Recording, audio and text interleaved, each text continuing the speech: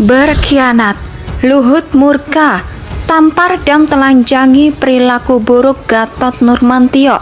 Ya hingga begini. Saya tidak pernah mengatakan saya dicopot gara-gara mereka akan nonton, tapi itu adalah persepsi publik. Jadi saya ulangi, saya dicopot bukan karena itu. Bisa saja terjadi seperti itu kan, tetapi saya tidak pernah mengatakan saya dicopot berdasarkan itu. Ini suatu hal yang penting. Ada peristiwa kelam, gitu, ada peristiwa kelam. Kok tiba-tiba dihapus? Tidak mau gitu pasti tangan-tangan kan. Ada tangan-tangan kuat yang sampai bisa menghapus itu. Kalau sosok seorang Gatot Nurmantio bisa mengeluarkan statement seperti itu artinya bahwa sangat jauh sekali tingkat pemahaman, tingkat pikiran dan apa yang dikemukakan oleh Pak Gatot itu dalam situasi orang membangun semangat ideologi negara, kemudian membangun kebersamaan hari ini. Kalau pernyataan ini keluar, saya kira sungguh-sungguh ini tidak saja menyesatkan publik dan masyarakat, tetapi memang ini pernyataan yang sungguh-sungguh tidak terlalu arif. Ya, kepada para prajurit TNI, kepada siapapun termasuk aparatur sipil negara, jadi bekalilah dengan informasi fakta yang akurat gitu, tidak berdasarkan film. Jadi yang kita kritisi itu kenapa sih harus di momentum G30S itu selalu dikelola sebagai modal politik begitu ya. Indonesia sejak dulu kala tetap dipuja-puja bangsa. Harusnya Gatot Nurmantio bisa menyewa konsultan politik untuk memoles dirinya dan juga menasehati dia agar tidak kecemplung dua kali. Ya mau macam kali item ya, gak perlu bergabung dengan gerombolan kadrun. Sendiri aja sudah bisa jadi single fighter. Tapi ambil jalan yang lurus, yang bermanfaat bagi masyarakat. Kalau mau populer banyak jalan yang bisa dipilih. Jalan edukasi, jalan kegiatan sosial, jalan organisasi, dan banyak lagi. Sayangnya seperti yang kita tahu, yang saya bahas sebelum-belumnya, Gatot mengambil jalan yang salah dan bergaul dengan orang-orang yang salah. Ya sudah deh, ya benar tetap menarik perhatian publik, tapi bukannya kenaikan citranya, malah jadi bahan tertawaan dan kecaman, apalagi zaman now gitu loh. Ketika informasi itu begitu gampang didapat dan jika netizen plus 62 sudah bergerak siap-siap dan keok, dia nggak perlu sampai Presiden Jokowi yang kasih komentar, cukup komentar para netizen juga sudah pedas dan pahitnya nauzubillah, disertai dengan aib-aib lama pun terbongkar. Dan inilah yang sekarang menimpa Gatot Nurmantio, orang mantan Panglima TNI, sebuah jabatan yang sangat tinggi dan terhormat. Namun gara-gara ulahnya sendiri, publik pun kehilangan rasa hormatnya. Boro-boro dihormati netizen. Netizen pun kalau kasih komentar cuman panggil nama aja. Bahkan saya yang cuman baca pun bisa merasakan pahitnya jadi Gatot Nurmantio. Ketika dia membaca komentar para netizen, pahitnya minta ampun. Jenderal, ya oke, masih soal narasi PKI yang entah kenapa masih saja dianggap sebagai amunisi oleh para tokoh yang mestinya lebih pintar daripada kita-kita ini. Presidium kami atau Koalisi Aksi Menyelamatkan Indonesia yang terdiri dari Gatot Nurmantio, Rohmat Wahab, dan Din Samsudin menyurati Presiden Jokowi meminta Presiden bertindak serius terhadap gejala-gejala dan fakta kebangkitan neokomunisme atau PKI gaya baru.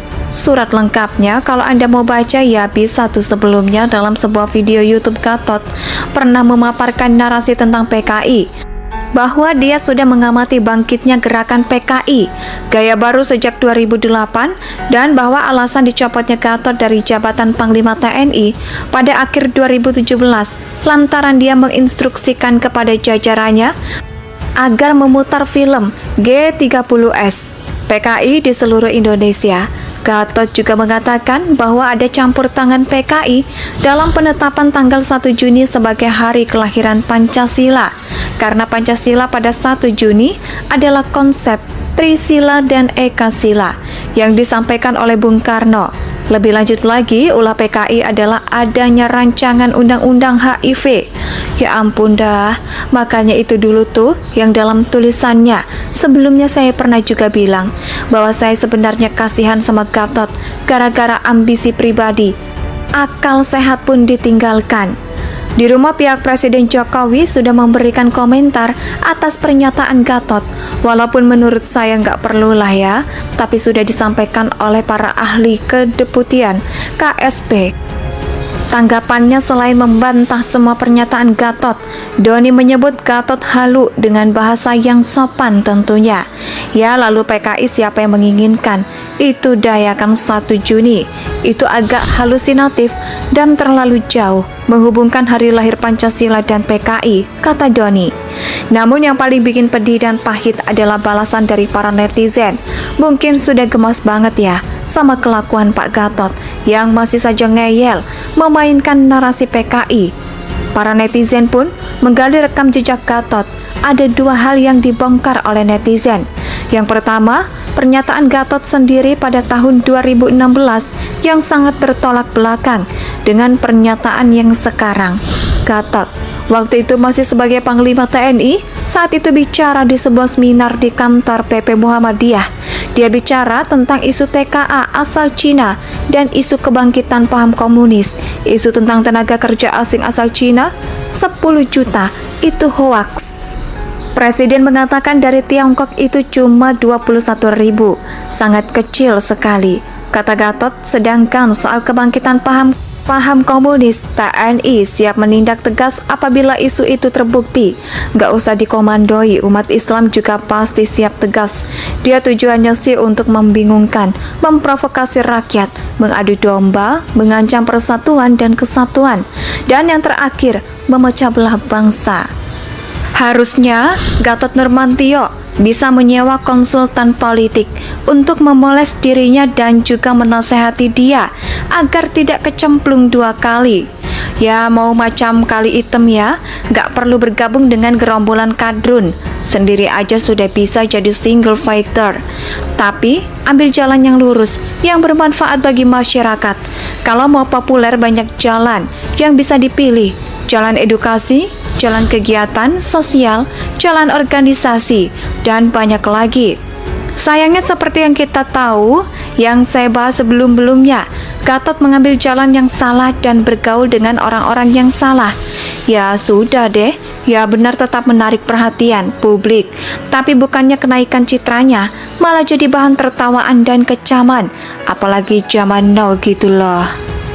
Ketika informasi itu begitu gampang didapat dan jika netizen plus 62 sudah bergerak siap-siap dan keok, dia nggak perlu sampai Presiden Jokowi yang kasih komentar, cukup komentar para netizen juga sudah pedas dan pahitnya nauzubillah, disertai dengan aib-aib lama pun terbongkar.